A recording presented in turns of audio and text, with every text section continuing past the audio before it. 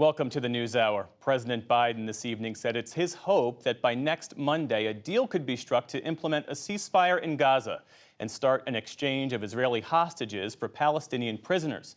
Meantime, Jordan's King Abdullah warned against an Israeli invasion plan for Rafah in southern Gaza. Rafah is now home to many of Gaza's 2.3 million Palestinians who fled fighting in other parts of the Strip.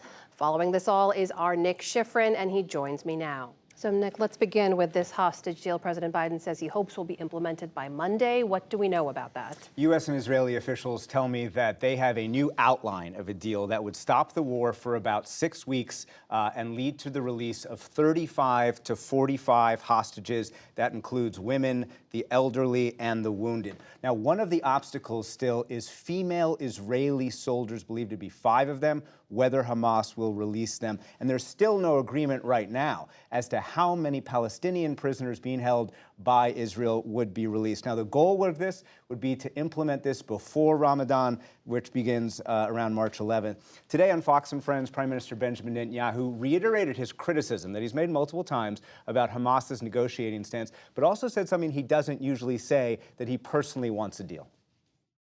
I'm not sure Hamas is there. They have what I'd call outlandish demands. That's like in another orbit, another planet. They have to come down to reality. And I think that if that's the case, we'll be able to have a deal. We certainly want it. I want it.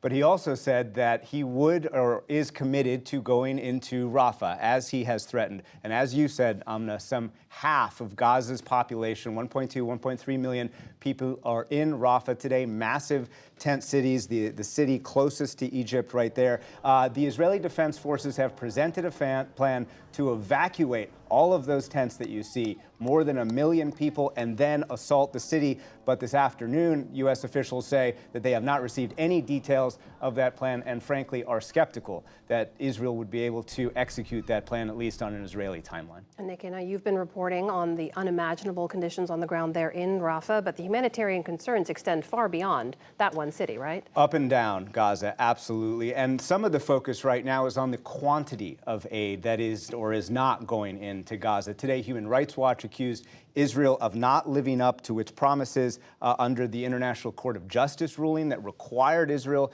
to actually deliver as much aid as possible into Gaza. We also saw an extraordinary scene right there. So many Gazans filling the beach that's on the Mediterranean Sea after Jordan airdropped humanitarian aid. Jordan has been airdropping aid, but clearly not designed to be in the sea, but that aid's in the sea, and so many people so desperate for that aid. Today, the UN Relief and Works Agency cited a report that a 2-month-old baby actually died of hunger and said that 1 in 6 children in northern Gaza are, quote, severely malnourished. Meanwhile, I should ask you about news out of the West Bank. The Palestinian Authority Prime Minister resigned today. What should we understand about that? Yeah, so the U.S. hopes that a hostage deal, then a temporary pause, as the U.S. calls it, would lead to a ceasefire, and that can unlock more regional goals. Gaza governance, how to reconstruct Gaza, and then the larger goal of Israel-Saudi normalization. And the U.S. hopes that this resignation today is the first step in leading towards some kind of deal over the future of Gaza governance. So the Prime Minister, Mohammed Shtayyeh, resigned, and Palestinian President Mahmoud Abbas is expected to replace him with Mohammed Mustafa. Mohammed Mustafa, there he is there, is an economist. He's close to Abbas, has been the chairman of the Palestine Investment Fund. But look, the expectations are very low here.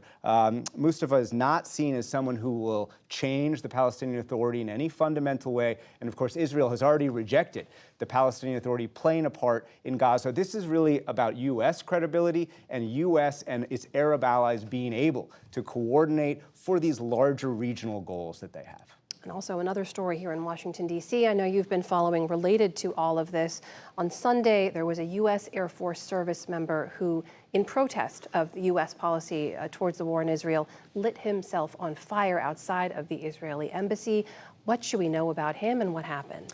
His name is Aaron Bushnell. He was an active duty airman. According to reports, he's 25 from San Antonio, Texas. The Air Force has confirmed that he died of those wounds last night. And this is him introducing himself outside the embassy in Washington, live streaming on Twitch, which is a social media platform.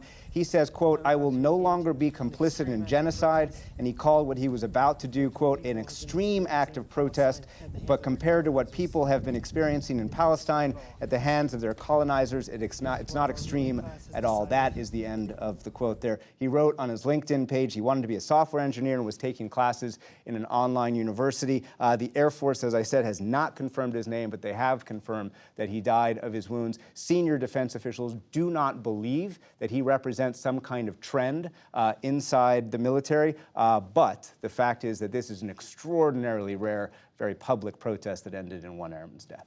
Nick Schifrin, thank you as always for all your reporting. Appreciate it. Thank you.